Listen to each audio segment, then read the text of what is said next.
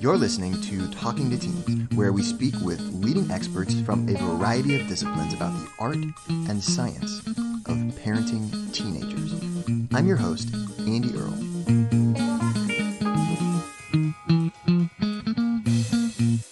We're here today with Dr. Pamela Ellis, also known as the Education Doctor. She's the author of the book, What to Know Before They Go. Dr. Pamela has guided and coached thousands of students on their educational journey, and she has a ton of savvy tips for how to get started really in middle school and what to do every year of high school to make sure that your teenager is on track to get into the college of their dreams. Really excited about talking to Dr. Pamela today about what you can do to not do these things for your teenager, but how you can really get your teenager involved in the college process early, get them starting to think about this stuff from the very beginning of high school, and how to get themselves set up for maximum success in the college admissions process. Dr. Pamela, thank you so much for taking the time to do this interview. So talk to me a little bit about what all this stuff is and how this kind of all came to be. Yeah, absolutely. So for so many years that I've been doing this work, the biggest question is around what to do now. Yep. And I have parents who reach out to me. They could have, a student in any grade of high school and really want to know, what do I do now? And those roadmaps came about from that experience of getting those questions over the years. I'm a parent myself, and yes, I want to know what's ahead for them, but also what does that mean for me right now? If a parent has a junior right now, they have a different question than a parent who has a ninth, a 10th grader, or one who has a senior. And the book itself came about through years of answering questions for parents. And part of it is, yes, the dissertation work that I did, but not really, because as you know, when you're doing a dissertation, it's all about writing to an audience of scholars. And when I was doing my dissertation work, I never forget one of my committee members asked me at the end of my first examination in defense, he said, what does this have to do, about parents? What is the impact on parents of what you're sharing? And that really touched me in a deep way, because I, as a parent, wasn't really thinking about it in terms of the parent perspective for my work. I was looking at, what does this all mean for students? But that question is what led to the work that I do now, and certainly all the years since then. And what's really in the book is about answering those questions for parents, because especially when you talk about educating their children, that can be really stressful because you don't want to have regrets about it.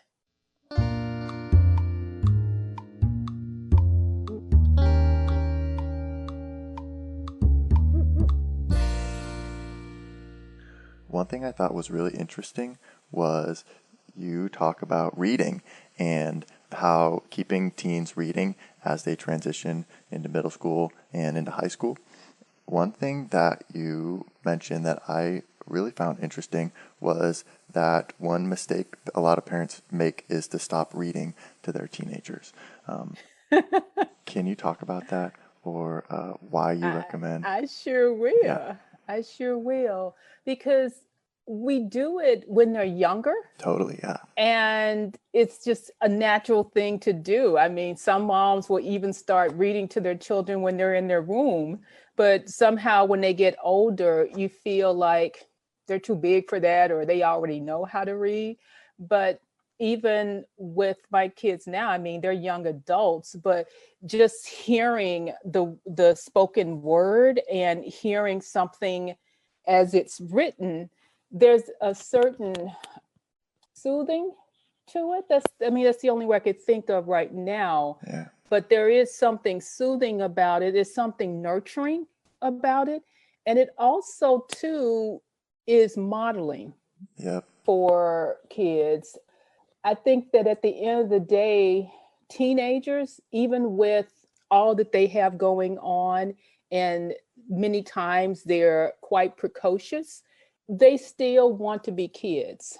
Yeah. And I certainly see that in my young adults in terms of things that I may ask them to do, or just even the responsibilities that they want to take on. In some cases, they're showing that they still want to be a kid in a sense. And I feel like with teenagers, I don't want them to lose that. So reading to them can still help in all of those ways. Yeah. I like that a lot.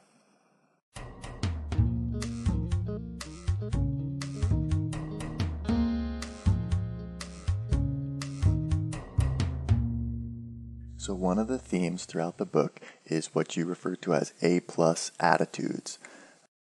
Those attitudes are around really being student centric as opposed to worrying about what colleges want or worrying about some other things away from the student, and recognizing the student and accepting them for who they are. So the attitudes are that it's all about fit, there's a lot of money out there, and distance doesn't matter. One thing you really got me thinking about in this book is how high school can kind of be a trial run almost for college. Like instead of just sending your kid to whatever high school is all their friends are going to or that they're supposed to go to, take some time and look at all their options and apply to some different schools and have them deciding, where they want to go. And it almost gets them used to this process, basically a small version of what they're going to go through with college. And one thing that you talk about as well, because those 3 attitudes that we mentioned, one is choosing the right fit. And so I wonder if you could talk about choosing the right fit for high school. Yes.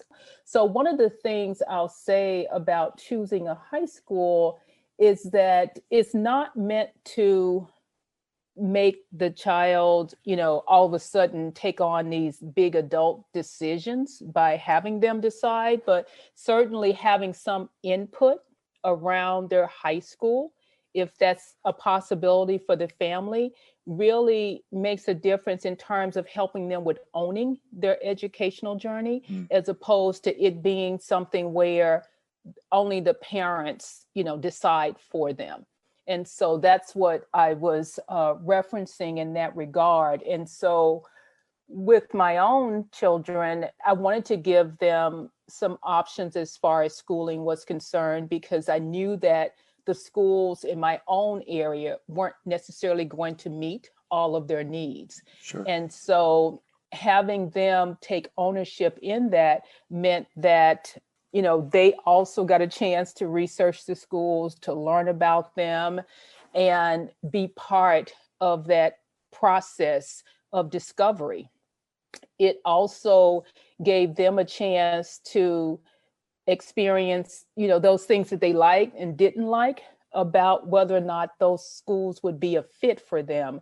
And the areas of fit that I talk about in the book are academic, social, financial, and vocational fit. And for high schools, that may not necessarily apply in the same way, particularly on the vocational side, because Sure. oftentimes kids may not know yet what they want to do career-wise. Sometimes they may have a general idea because they've seen someone who was, a physician or an attorney, but for the most part, they may not have a really specific idea of what they want to do vocationally. But in those regards, they can take that into consideration, and the family together taking into consideration the financial aspect. But an additional area of fit, not in the book, that I have since added in my own work is cultural fit. And that was Mm. something that certainly has come about with all of the things within this recent year with unrest, racially unrest within the LGBTQ community. And so cultural is a big piece of it. And it's something that I did take into account with my own children when they were looking at high schools, particularly for my daughter, because I have two sons and a daughter. And for my daughter, she had been in schools where there were only a handful of other Black girls. And so I wanted her to be in a big enough high school that, yes, she could have a chance to go to prom. Yeah. And so just something as simple as that is really about a cultural fit in a sense. And so we talked about that with her for high school, and certainly it's come up even more so with college. But I hold fast to those areas of fit as really making a difference in terms of having a place where teens thrive. And that's what, finding the right high school is about. That's what finding the right college is about, is that place where they thrive. And so those factors of fit give, parents and other decision makers a framework for thinking about it and making sure that they're forefronting the student as opposed to only thinking about the brand name or thinking about some other factor that won't support them thriving when they're there.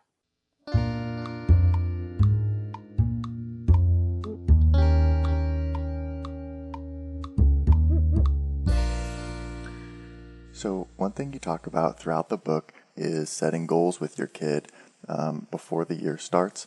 And you recommend setting 1 to 2 goals. So, well, I have questions about that. Why is that? Why not 10 goals? Why not 20 goals? And I also really like how you have this grade by grade approach for kind of what the focus of your goal should be in 9th, 10th, 11th, and 12th grade. Yeah. Why not 10, 12? I just think that we don't focus in if we have that many. Yeah. And part of limiting the number of goals is having a sense of purpose, intentionality, and seeing, that you can accomplish something. And even I put together recently, as part of my course, a module on time management. Okay. And it's not, having, 10 things you need to get done in one day, but only, just a few. What are the top priorities? And so even in the same way with, having a few goals, you're prioritizing, because it can be so easy to get scattered and end up not really accomplishing anything. And I know for me personally, I love bright, shiny objects. And it's easy for me Yeah. to get distracted and start with something new. But just limiting helps to maintain focus and to actually get things done. And it's a good process to go through of kind of deciding what's important to you, and this is Yeah. what I'm going to focus on this year. Exactly, exactly. And I do it by grade again because every grade year is different. And for a ninth grader, you're not trying to put together a college list. It doesn't even make sense. It adds too much stress. But if you think about how do I uh, build relationships with 2 or 3 friends at Mm, school and make that transition to high school in a meaningful way, that's a great goal. yeah. That's a great goal. And that's something that you can then work towards and be intentional around. When I talk with students about goal setting, I ask them to have what are the steps to getting you there, and who's going to help you to stay accountable. And so those are ways to make sure it's just not saying it for the sake of saying it. Yes, I'm going to do a 5.0 this year, and it's just like, but Right. you're at a 2.0 now. Is that realistic? So we talk about SMART goals and really just doing it in a way that supports them with being successful.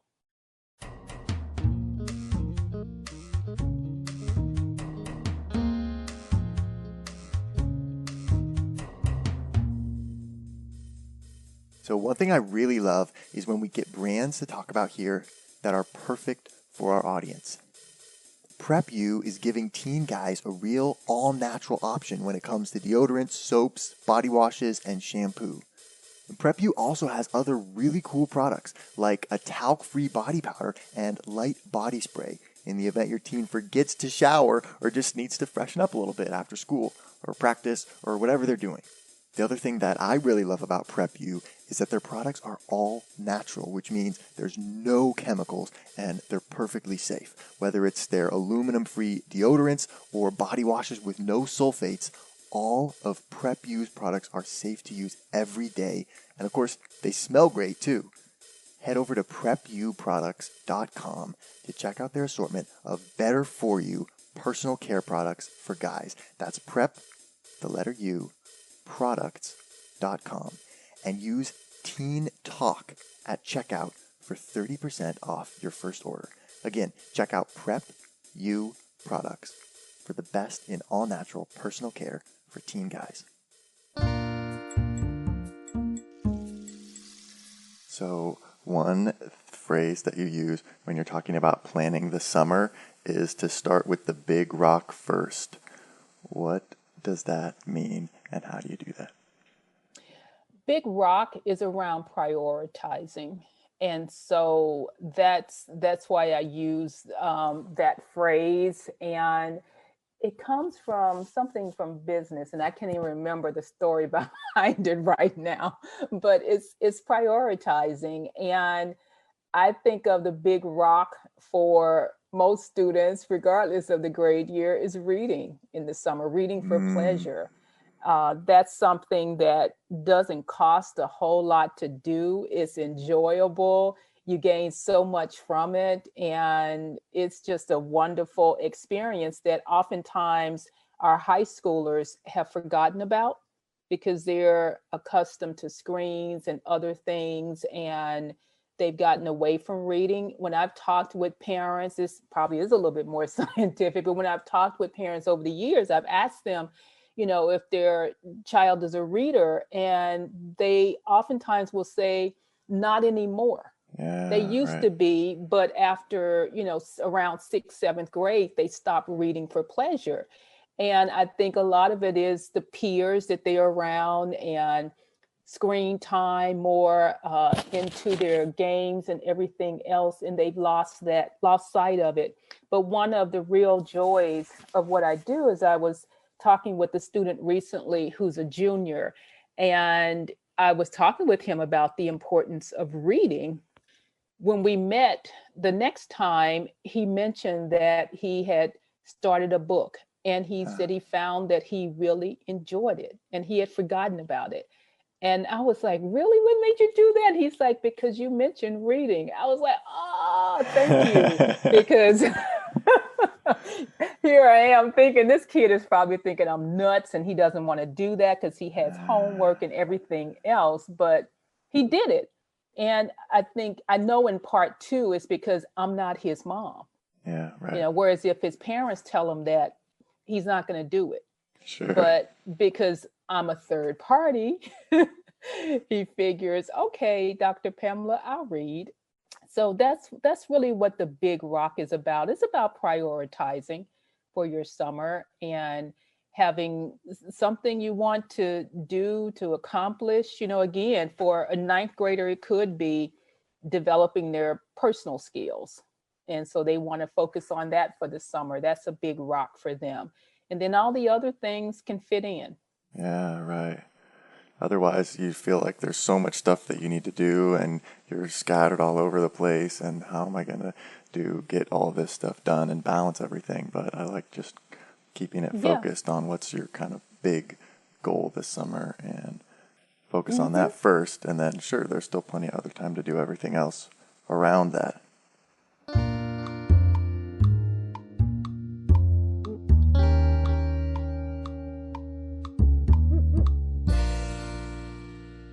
this was interesting.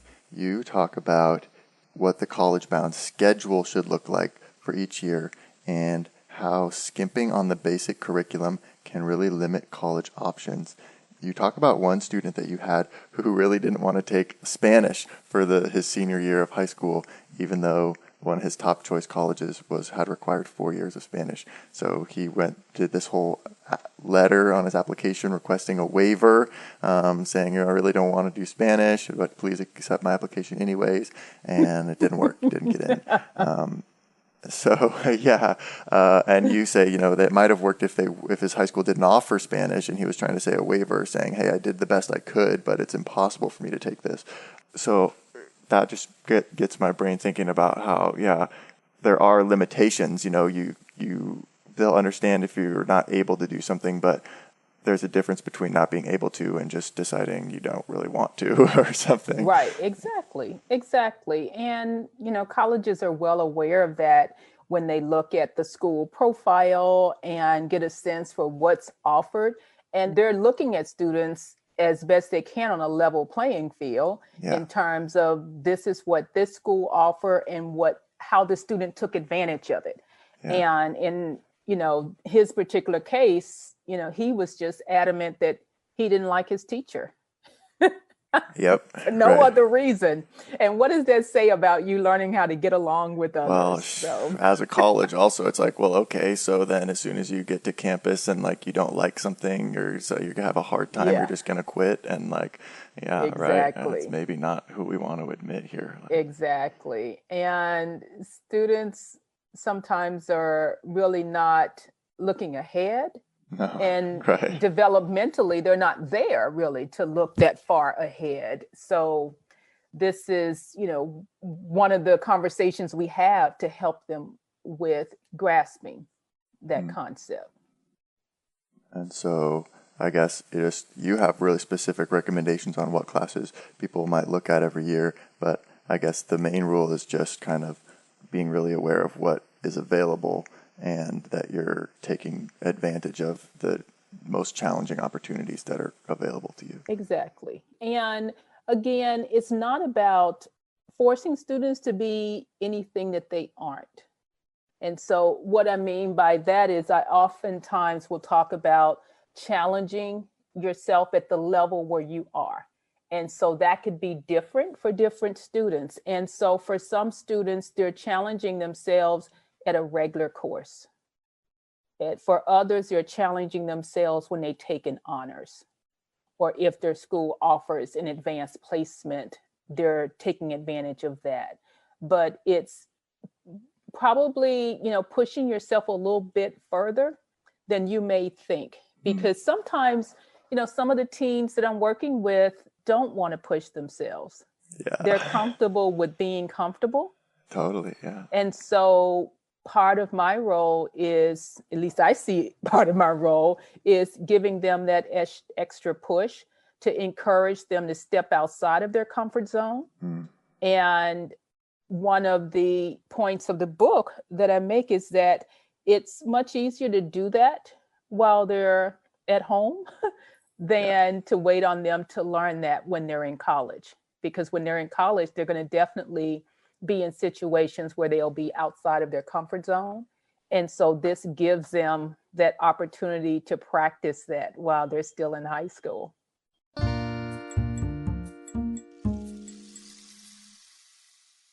How do you figure out what's the right level of challenge for your teenager?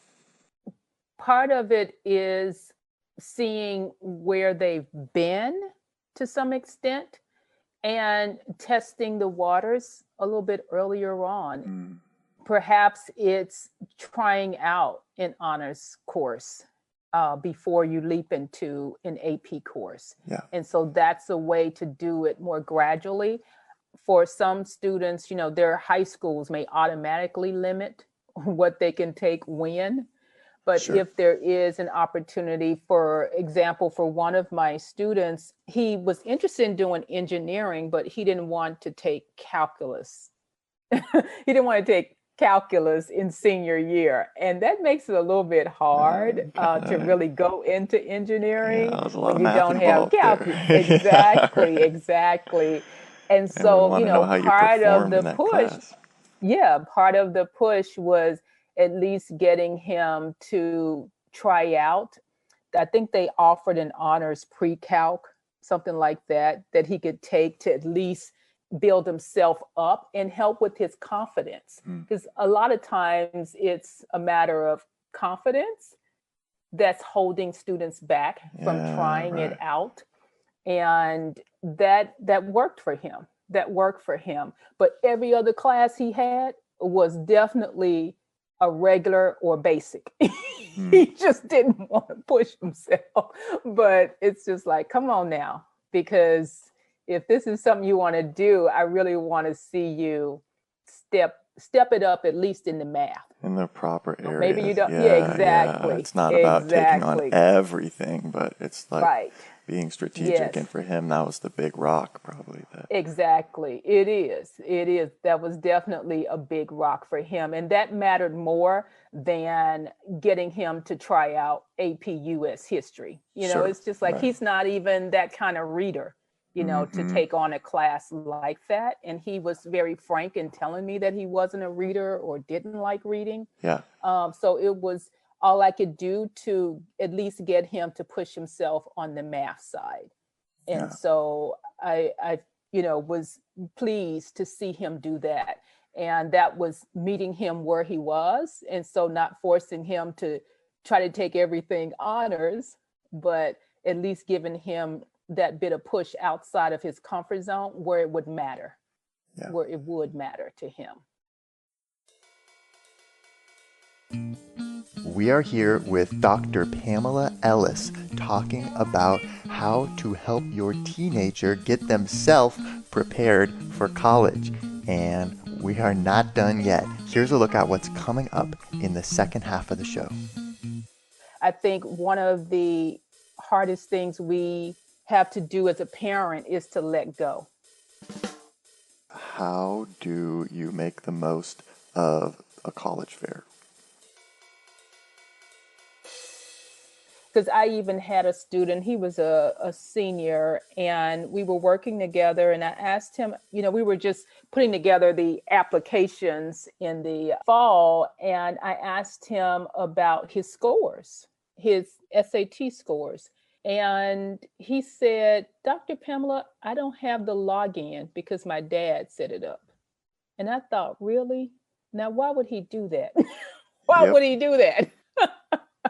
But you want the students to own their educational journey and Yeah. own the educational processes that they're taking part in. I think it helps with them being less resentful, because that student in that moment felt pretty bad. Yeah, And right. he That's a even little commented embarrassing. that, Oh, I guess yeah, I'll it actually was. And he I'll even do that for commented, myself. under his breath that he would have wanted to do that himself. Yeah. Want to hear the full interview? Sign up for a subscription today. You get unlimited access to all the interviews I've conducted. It's completely affordable, and your subscription helps support the work we do here at Talking to Teens. Thanks for listening. I'll see you next time.